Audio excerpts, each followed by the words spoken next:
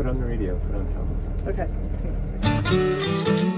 John Cowsill and Vicki Peterson grew up listening to the car radio, and as members of the Cowsills and the Bangles, they eventually heard themselves on hits like Hair, Walk Like an Egyptian, We Can Fly, and Manic Monday.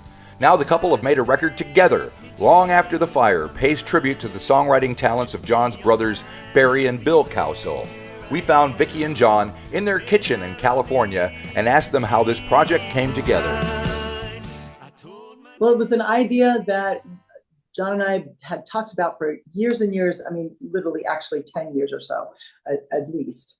Like, wouldn't it be great to do sort of a tribute record to Bill and Barry and just kind of, I don't know, record their songs? And yeah, that'd be great. Okay, moving right along. Back on the road, John goes.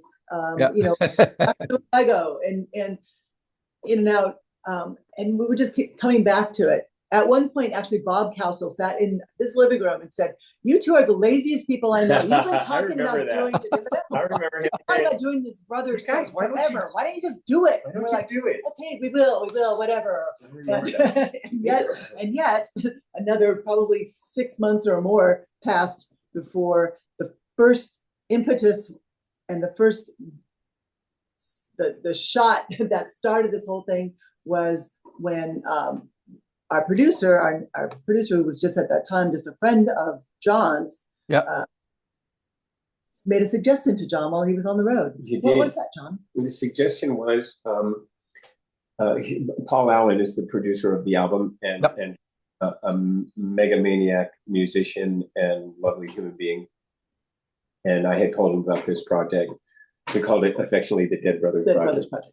And so he was in Nashville and the Beach Boys were playing in Memphis, and he saw that and he called me up. He says, "Hey, while you're in Memphis, you want to go record at Sun Records?" And I said, "Why?" And he said to me, he said, "Because you have told me about this Dead Brothers project." He said, "Maybe we could like do something from that." And I said, "Well, what are we going to do?" And then we picked a song. He drove from Nashville to Sun Records, went in there around 10 at night, and we recorded Is Anybody Here, which is a very Roy Orbison song that Bill and Jeffrey Hatcher wrote as their tribute to Roy Orbison, that whole flavor that was very intentional. Is anybody here to hear this song that I've been crying here all night long? This feeling's all alone. It feels so wrong. Is anybody here to hear this song? And it was great seeing it on the ribbon mics in there with all the guys on the wall, It's Sure. So without getting into too much detail and sobbing over it, it was well, because I get emotional, it's just really a beautiful moment. So that was the first song that kicked off the project, and the rest of it, we ended up moving to New York, and then that's when we decided to pull the trigger. Well, let's finish the album. So we have a studio here in California in our house. Now that we live 3,000 miles away, let's record in California, shall we? That makes perfect sense. Absolutely. Very economical. Take over on that one. Yeah. So Dog Hair Martini studio is downstairs in our home, and that's where we recorded the rest of the songs. I got to ask you about the name of the studio. That was one of the earliest sessions we ever did here. My brother, our baby brother Dave, had this great sort of punk band, and he was here. Thurston Moore was here. Mike Watt, and two other guys from his band. We were downstairs. They cut a single, or what they ended up putting out as a single, and we took a break and we came upstairs. And I was sort of being second engineer on this, and I'm making them all martinis and pouring them everything. And someone goes, "Hey, there's a dog here in my martini." Like, that's it. Of course. Genius. And we needed a name for the studio, and there it became. There it was. Nice. I'm glad I asked. So how did you guys, between the two of you, decide what songs you were going to do and who's going to sing what? Because that must have been fraught with all sorts of emotional baggage. Why would you say that? No, I mean, as far as what songs, there was a pretty long list, and there still is a pretty long list of favorites. Right. And then there were some real like absolutes that we just had to include. And so most of the song choices were made pretty simply and pretty easily and pretty directly. Where it got a little more complicated was who's going to sing what and in what key. Okay. And then how are we going to approach these songs? Because some of them, like the Blue Shadow songs of Bill's, have been in the world fully formed in one way or another for quite a while, and we were huge since the early 90s, and we were big fans of Blue Shadows. And what do you do when you have a song you just love how it exists already, but you want to kind of put your own stamp on it a little bit, but you want to honor how it was originally conceived by the writers. So we tussled with that a little bit. I think we struck a good halfway point because we chose to flesh them out as full band representations, not just acoustic, which most of the Blue Shadow stuff is. That's true, right? Not all of it. Just some of it, but like 1,000 times is just acoustic, and we added a track to that. Yeah. And most of the songs, it was pretty simple. I mean, with kind of assumed that John would sing most of Bill's songs because it just made sense musically, emotionally. He it was already connected, and he can sound like Bill a little bit, which is right. Well, that's just genetics. Yeah, they do be related. Yeah, they are. Yeah, that's funny. But the Barry songs were a little more different approaches to them. I think. For instance, "Come to Me" is a track that sticks out to us because that was we were working off a recording, a live recording, which is the only one we had other than a friend of Barry's who recorded the song but kind of rewrote some of the lyrics and made it his own. But we played more true to the Barry version of it. It's hard to see a change, but I've been working on it. It's nice to see the same, but I've been hanging on it.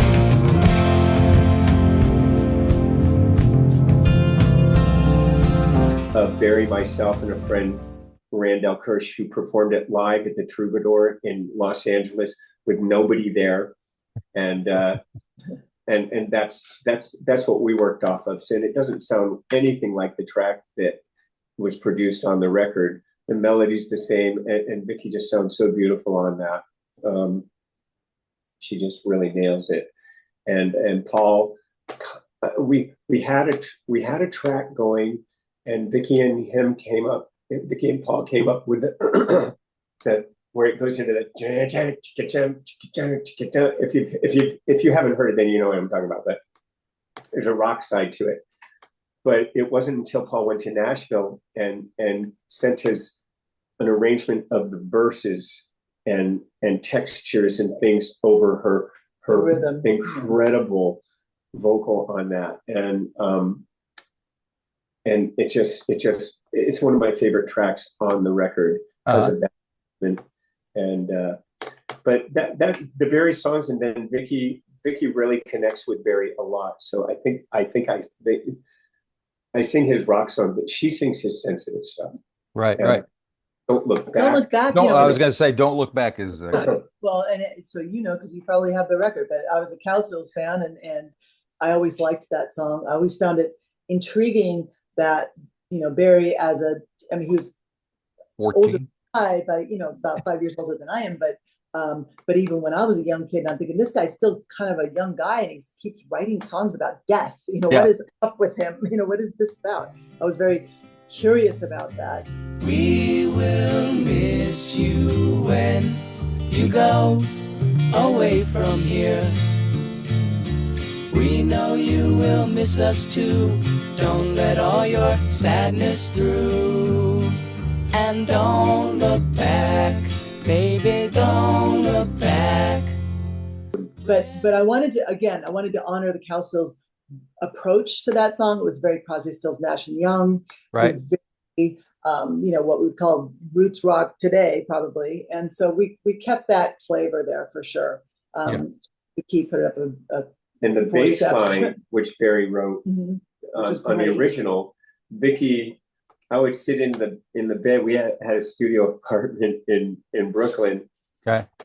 And the bed and the office were in the same room, obviously. And so I'd sit there and she painstakingly learned that bass line note for note and played it on the album. So when you hear that, it sounds like lead bass guitar. Yes, lead bass. Oh yeah. It's so beautiful. It's like McCartney. And Barry was a huge. That's Barry went to the University of McCartney at a young age. Well, I see Carol Kay just got inducted into the Rock and Roll Hall of Fame finally. That seems to be a no-brainer. It should have been for you. Right? Oh my gosh. There's a lot of people who aren't in there yet who should be. So, we're in good company. We're in great company not being in there. I'm sure you are. Did Carol ever play on any of the Cowsill stuff? No, she did not. But Hal Blaine played on a couple of things that weren't on our albums. I saw the track listings. I think it was Impossible Years, a movie theme song we did. And I'm not sure if he played on Love American Style, but I know he played on Impossible Years, and that's cool. Right. Well, the interesting thing about this project is when people talk about the Cowsills, particularly, they talk about the harmonies and the hit records. They don't talk about the songwriting from within the group. And so this is something that, you like to think there's still stuff that we don't know about, that even no matter how much you go over and look at the records and read the liner notes, there's still plenty to learn about all of you folks that were making these records back then. Bill, Bob, and Barry were, just really solid songwriters. And we get mad at Bob because we think even in the current iteration of the Cowsills, they don't perform their own songs enough. I'm a fan for my tastes. I want to hear more I want to hear more originals. I think when they do their original show, they're playing things from their new album, Rhythm of the World, which is cool. That's good. That's cool. And Susan does stuff from her solo projects. So they have kicked it up into some more original stuff in their longer show, but their short show, they don't do that. They do, like when they go out to Happy Together, they play the Cowsills hits as they should, Sure, well, yeah. They're wonderful. They're just singing fools. They sound so great. They just sound amazing. Yeah, absolutely. But we wanted to highlight with this project the songwriting. That was really the goal, to highlight their songwriting, Barry and Bill's, because they can't speak for themselves anymore. And the material, some of it has been out, some of it has not. But we just wanted to reintroduce it and hopefully people will go down that bunny trail and find their original versions. Now you can get the Blue Shadows on Spotify, where you could never, if they were a Canadian band, so you wouldn't really have access to that unless you knew about them and really dug deep. And Barry's stuff, the way it was released on kind of self-released albums, so it didn't get any distribution really, other than word of mouth. But you can find some of his stuff, and I hope they look for that. He had a album called As Is and one called US1. They're available on streaming now. They weren't when we started this project. You couldn't find Shadow's record on the streaming service. But you want to hear their versions because they're the writer guys. Yeah. So hopefully this shines some light on them as writers. Yes. So as much as I hate the streaming because it's ripping off everybody and devaluing music, it makes everything, you can find stuff like that. And you can find. So I don't know what's, from your point of view, which is better, or is it kind of a trade-off that's worth trading off? Or what? It's a double-edged sword. It is a double-edged sword. We had a lot of work finding the publishing, and the metadata, and Vicki did a lot of that along with our producer Paul, who was showing us the paths to do that. But Vicki really we were doing the physical legwork and hunting of the ISWC codes. So it's got a trail to find who gets paid. To who, whatever the publishing houses are. I know that Barry's kids, they have a publishing house, Moonstorm or something like that. So hopefully, sorry, I need to interrupt. Go ahead, interrupt. Okay, I'll interrupt. I just wanted to say that since a lot of these songs were quite old, the publishing I kept hitting dead ends because this publishing company was sold to somebody else. Yes. I'm calling people in Canada. I'm calling people, like, yes, can I speak to, Mary Apple? And she's like, oh no, she's dead.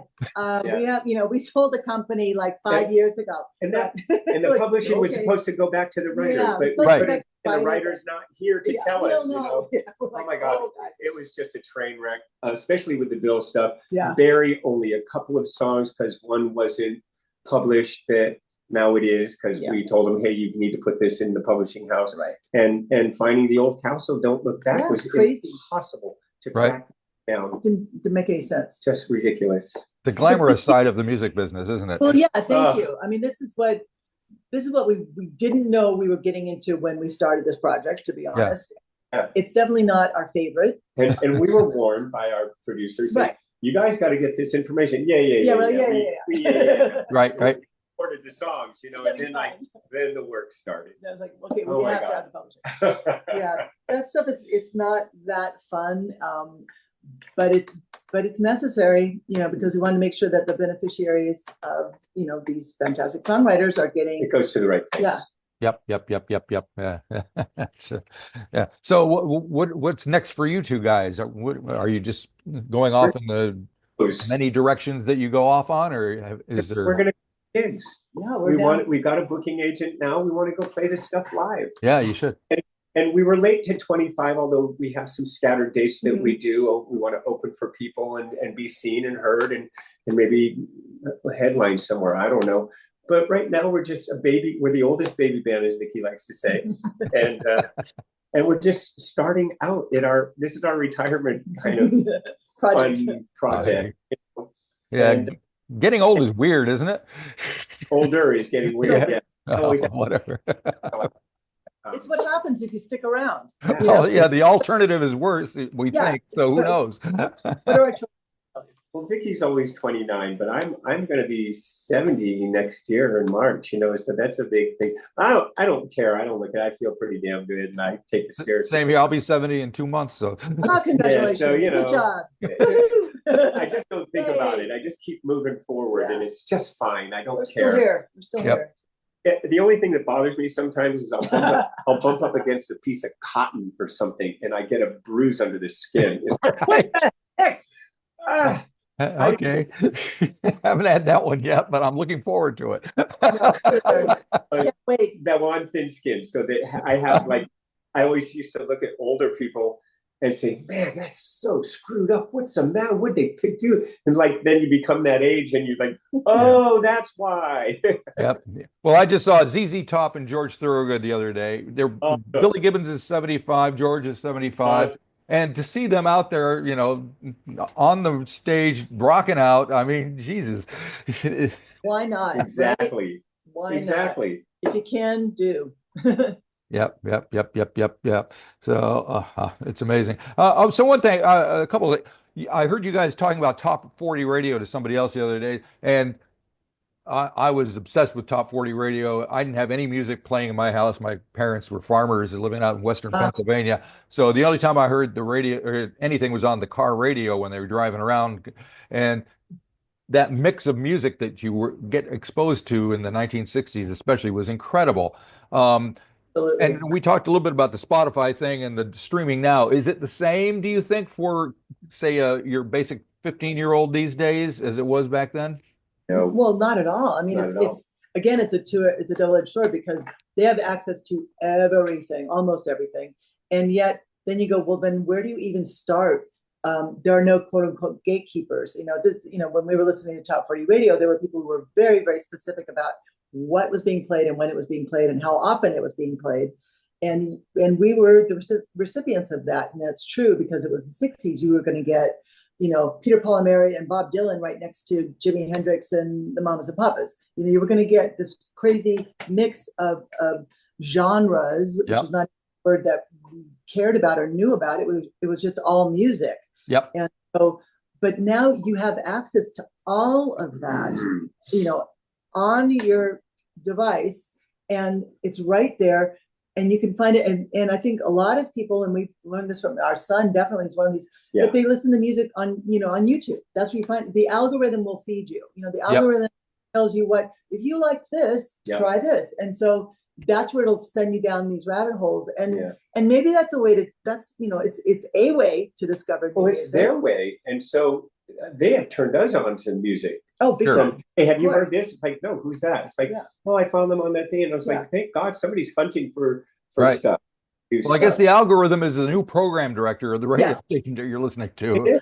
Because for you and I and Vicki, she got the tail end, Drake stations. I mean, the Gavin Report, and you could drive across the United States and that program never changed. You heard all the same hits in the order that they were for the program. And it was an amazing time. And I just loved radio. I mean, I'm still a radio kid. I know the hits. I'm not a deep cut guy on many levels, unless it's Elton John or Stevie Wonder. But I didn't grow up a deep cut guy. I grew up AM radio guy. I knew all the hits, and I'll get with a group of people my age or even a little younger, and they'll be talking about this album, this one. Man, I just was not. I was always working. I didn't pay attention to anything else that was if it was right in front of me. The only thing that possibly I miss about this experience is it's kind of like when you watch a movie at a movie theater with a group of people, a room full of people. You're all experiencing the same thing at the same time. And it's very different than sitting alone in your bedroom with your headphones on and your computer in front of your computer listening to a song. And so that there's a thread there for instance, recently, and we were talking to somebody about this today, John and I heard ourselves on the radio. We heard 1,000 times being played on Sirius Radio, and it was completely accidental. We had just got in the car, turned on the car, the radio comes up, the song comes up, and we both are looking at our phones like, oh, did you have this playing? No. Did I have this playing? No. It's not us. It's them. We're not the only ones hearing it right now. We were like children screaming in the car saying, oh my God, it's us. It's on the radio. And it was more exciting than it probably was in 1984 when I heard the first Bangle song on the radio, because it's a communal experience, and whoever listened to Serious Outlaw country right then is going to hear your song, and it's super meaningful. I don't know why. It's just a community experience instead of it's like live music. That's why I love. We want to go play live because that's communal experience, and you interact with people. Yep, absolutely. I don't really like when people are filming it the whole time through the camera. I can't stop it. I'm not going to ask them to stop it, but I just wish anybody who hears this just be present in the moment. I can't imagine that they're ever going to watch it again. So for a while, they will, and they'll post it. They'll post it, but they won't. 5 years from now, they're going, oh, let me watch this old clip that it just doesn't happen. It seems to be a waste. The moment. Just the memory of it. Yeah. I mean, I live in that world of my head, the things I've been to, and I still remember them,